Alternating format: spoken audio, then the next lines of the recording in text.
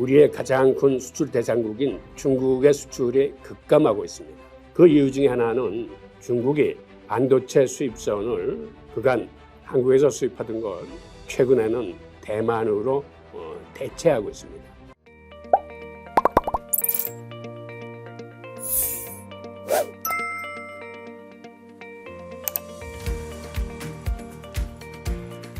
안녕하세요. 홍익규입니다. 오늘은 올해 3월 달까지 1, 4분기 수출입 동향에 대해서 한번 그 내용을 파헤쳐 보겠습니다. 지금 여기 나오는 그래프 뭔가 급격하게 급락하고 있죠. 이게 무슨 그래프일까요? 우선 올해 1분기 수출은 전년 동기 대비 마이너스 12.7%입니다. 수입도 한 2% 정도 줄었습니다. 그래서 무역수지 적자는 지금 225억 달러가 넘었습니다. 즉, 이 옆에 있는 그래프가 우리나라의 지금 무역수지 적자를 나타내는 그래프입니다. 그래프를 보면 최근 들어와서 굉장히 변동성이 크면서 하방으로 급락하고 있는 모습을 보여주고 있습니다. 우리나라는 세계 경기에 굉장히 취약한 나라입니다. 즉, 한마디로 지금과 같은 경기 침체로 들어서는 국면에 있어서는 우리의 무역 의존도가 우리 경제의 80%를 상회하기 때문에 가장 고전할 수뿐이 없는 이런 경제 구조를 갖고 있습니다. 한마디로 지금은 우리나라의 펀더멘털의 위기라고 말씀드릴 수 있겠습니다. 무역 적자 행진이 자그마치 지금 한 15개월을 이어오고 있는데요. 지난해 적자가 472억 달러로 사상 최악이었습니다. 한마디로 IMF 때나 글로벌 금융위기 때보다도 적자 규모가 더 컸습니다. 그런데 문제는 앞으로도 갈수록 적자 규모가 더 커진다는 점입니다. 즉, 한마디로 우리나라는 구조적인 문제에 봉착했다라고 말씀드릴 수 있겠습니다.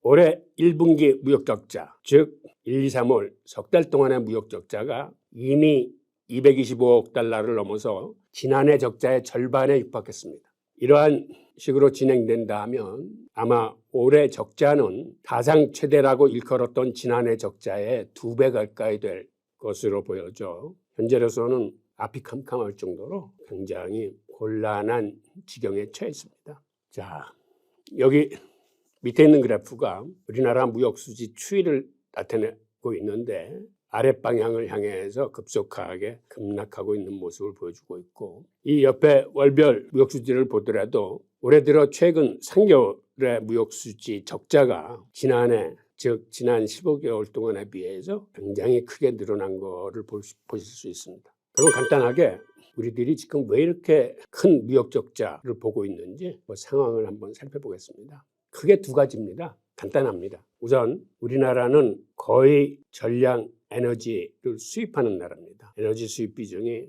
90%가 훨씬 넘는데, 즉 이는 여러분들이 아시다시피 우크라이나 전쟁으로 인해서 석유 가격이 폭등했기 때문입니다.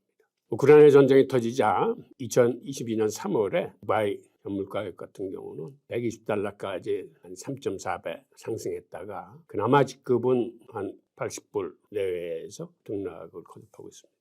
천연가스 역시 BTU당 14.3달러였던 게 전쟁 이후에 70달러까지 약 5배나 올랐습니다. 그러다 지금은 한 30달러 내외에서 등락을 거듭하고 있는데, 그런데 최근도 아니죠. 어제 월요일 날 사우디아라비아와 오펙 플러스가 감산을 결정함으로써 앞으로 유가는 올 연말에는 배럴당 100달러까지 치솟는다라고 지금 전망이 나오고 있습니다. 즉, 이 얘기는 지금보다도 한 20% 이상 더 오르기 때문에 그만큼 우리 수입이 늘어나서 무역 적자는 더 커질 예정입니다. 또 다른 요인은 아시다시피 우리나라 수출의 생명줄이나 다름없는 반도체 수출이 급감하고 있습니다. 올 1월 달에 자그마치 전년 동기 대비 44.5%가 줄어들었고, 2월 달에도 마찬가지로 40%대인 42.5%, 3월 달에 34.5%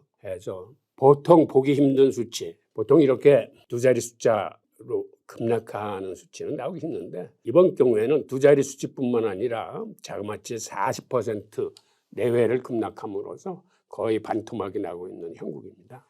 자, 그러면 이게 품목 요인이었다면 지역 요인도 한번 살펴보겠습니다. 지역적으로는 우리의 가장 큰 수출 대상국인 중국의 수출이 급감하고 있습니다.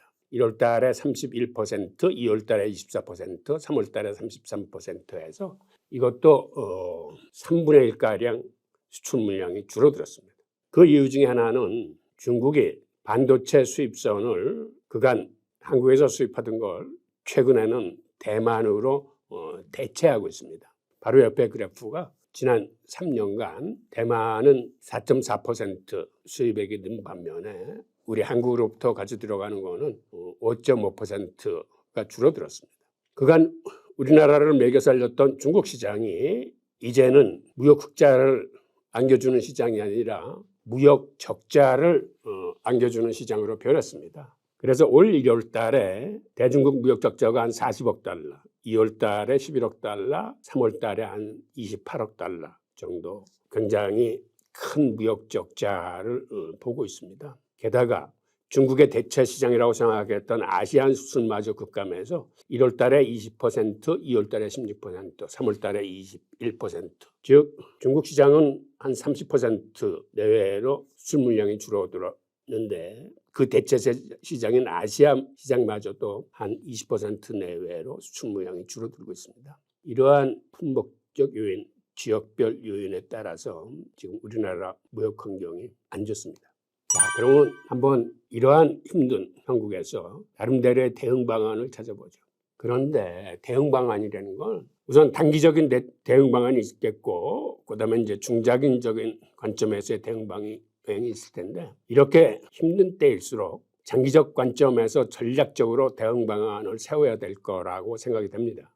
우리나라는 기본적으로 에너지 수입액이 전체 수입 물량의 4분의 1을 차지하고 있습니다. 지난해 같은 경우 전체 수입의 한 26% 정도 됐습니다. 그래서 이러한 상황에서는 수입 에너지를 어떻게 하든지 우리나라 자체에서 생산할 수 있는 재생에너지 생산 확대로 목표를 잡고 다시 그 전략을 재수립해야 될 걸로 보입니다. 그리고 이러한 문제는 앞으로 우리가 해결해야 될 탄소 중립의 핵심 목표이기도 합니다. 그런데 문제는 우리나라 전기 사용의 과반수 이상, 즉 55%가 산업용 수요입니다. 즉 공장에서 쓰는 수요가 가장 많다는 얘기입니다. 그래서 외국 같은 경우는 대기업들은 이제 스스로 RE100이라는 거를 선언해서 기존의 전기가 아닌 재생에너지 전기만을 쓰겠다라는 거를 선언하고 있습니다.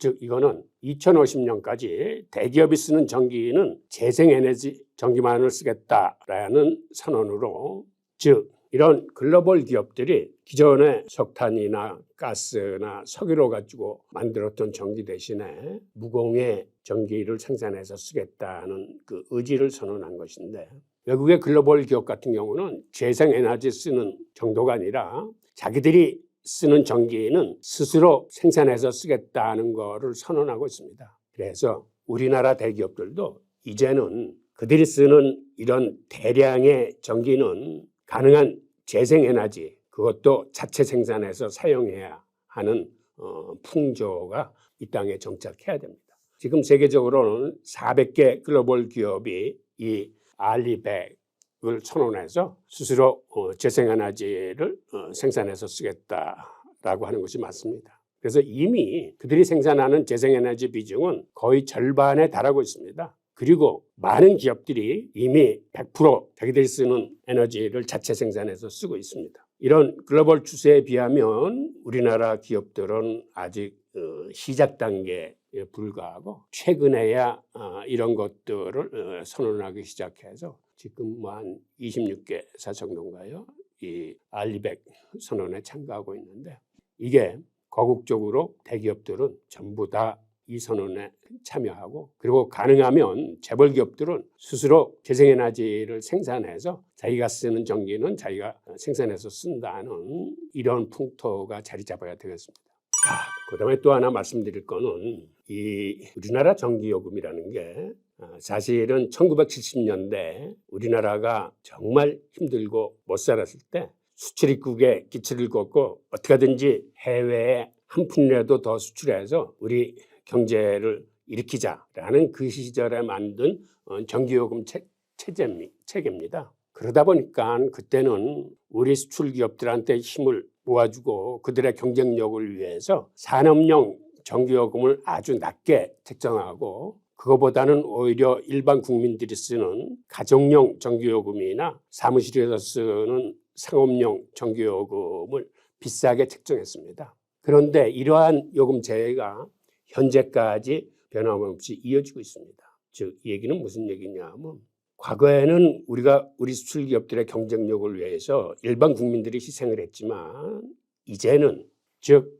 대기업들은 그들이 쓰는 전기료가 일반 서민들이 쓰는 전기료보다 그렇게 싸서는 안 된다고 생각합니다. 이로 인해서 지금 한전 같은 데는 적자가 누중돼 가지고 굉장히 힘든 형국이고 그래서 제가 제안드리고 싶은 거는 산업용 중에서 중소기업이나 영세기업은 지금 시스템으로 그대로 가되 대기업, 특히 재벌기업들이 쓰는 전기요금은 가정용보다는 비싸게 책정을 해야 됩니다. 그래야 그들이 알리백에 앞장서서 나서서 자기들이 쓰는 전기는 스스로 재생에너지를 생산해서 쓰는 그런 체계로 바뀔 수 있습니다. 한마디로 지금의 형국은 삼성 등 재벌기업이 쓰는 전기요금을 서민들이 보조하는 이런 형국입니다. 그래서 이거는 이미 한 70여 년 전에 만들어진 전기요금 체계가 돼서 이제는 합리적인 방향으로 바꿔서 재생에너지 생산도 늘리고 서민들이 오히려 재벌기업들을 지원하는 형국의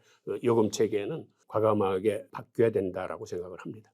자, 반도체 수출 급감 부분을 한번 보겠습니다. 지금 D램의 고종가 같은 경우가 지난해 1분기에 3.41달러에서 올해 1분기에는 1.81달러로 거의 반토막이 났습니다. 즉 이것 때문에 우리 반도체 수출이 반토막이 나고 있는 건데요. 이 이유는 팬데믹 기간 중에 사람들이 외출을 못하다 보니까 전자제품의 수요가 급증을 해서 그때 사실은 우리 반도체가 굉장히 호황을 이뤘었는데 이제는 팬데믹이 풀리면서 이러한 수요가 급감한 것이 주요 원인입니다. 그런데 다행인 것은 올해 저점을 다진 후에 3분기부터 서버 중심의 수요가 확대될 것이라는 그러한 전망이 나오고 있습니다. 특히 챗GPT 등장으로 촉발된 인공지능 분야의 투자 급증과 그다음에 제조업체들의 감산이 맞물리면서 3분기에는 가격이 저점을 찍고 반등할 것이라고 예상이 되고 있습니다. 대만 시장조사 업체인 트렌드포스는 3분기부터 D램 수요가 270억 개에 이르러서 공급량을 약간 초과할 것이라는 전망을 내놓고 있습니다. 수출 의존도가 높은 우리나라는 수요의 변화에 대응하여 재고가 크게 변동하는 채찍 효과로 인해 펀더멘탈이 취약하다고 볼 수 있을까요? 만약에 그렇다면 이러한 채찍 효과를 어떻게 탈피할 수 있을까요? 반도체 같은 경우는 지금 방금 말씀하신 채찍 효과가 이제 클 수뿐이 없는 품목이죠.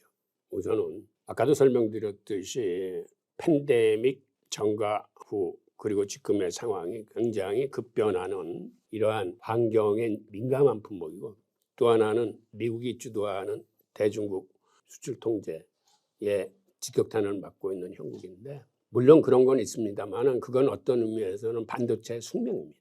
근데 이런 분야를 이겨내기 위해서 우리 삼성이나 SK가 취하고 있는 게 초격차 전략입니다. 초격차 전략은 앞으로도 유효합니다.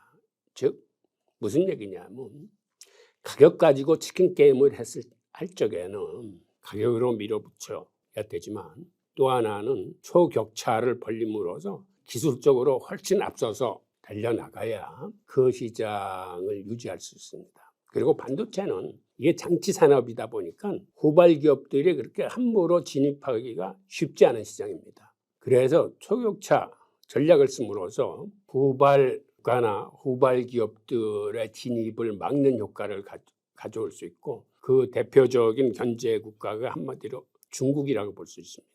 그다음에 또 하나는 우리의 우방국이지만 미국입니다. 우리 기업들이 초격차 전략으로 계속 그들보다 훨씬 앞서 뛰어갈 수 있으면 중국이나 미국 기업 일본 기업이 쉽게 우리 기업을 넘보지 못하고 오히려 격차를 더 벌려나갈 수 있기 때문에 지금 말씀하신 채찍 효과로 인한 이러한 반도체 사이클이라는 숙명은 어쩔 수 없지만 오히려 그 사이클을 이겨나갈 수 있는 게 초격차 전략이라고 말씀드리고 싶습니다. 예.